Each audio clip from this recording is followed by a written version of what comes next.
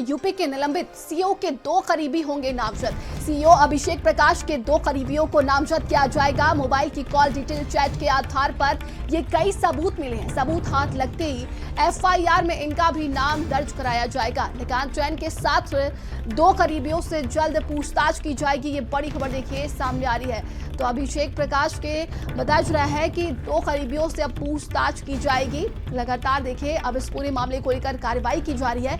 Invest UP के निलंबित CEO के 2 करीबी नामजद होंगे। सीईओ अभिषेक प्रकाश के 2 करीबियों को नामजद किया जाएगा। मोबाइल की कॉल डिटेल और चैट के आधार पर कई सबूत मिले हैं। लगातार इसके पहले भी देखा गया है कि इस पूरे मामले को लेकर जांच पड़ताल की जा रही थी और कहा जा रहा है कि अब देखिए 2 करीबियों पर एफआईआर दर्ज की जा सकती है।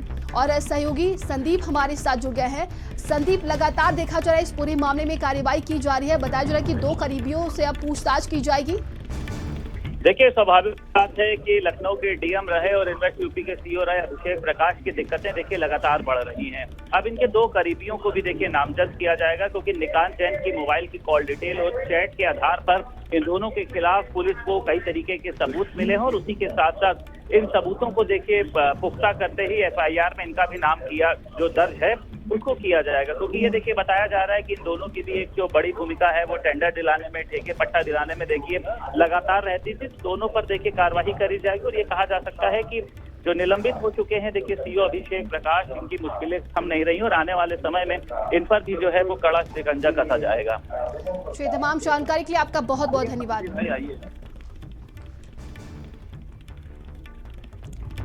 तो निकांत जैन के साथ जो 2 करीबी बताए जा रहे हैं उन पर भी देखिए शिकंजा कसा जाएगा और लगातार इस पूरे मामले की जांच पड़ताल की जा रही है। सीईओ अभिषेक प्रकाश के 2 करीबियों को नामजद किया जाएगा। उन पर भी एफआईआर हो सकती है। कई सबूत मिले हैं और इसी सबूत के आधार पर कहा जा रहा है कि इन पर एफआईआर दर्ज किया जाएगा। तो ये बड़ी खबर हम आपको लखनऊ से बता रहे हैं, जहाँ पर यूपी इन्वेस्ट के सीईओ को पहले निलंबित किया गया। भ्रष्टाचार का ये पूरा मामला है और अब इसी पूरे मामले को लेकर कार्रवाई की जा रही है।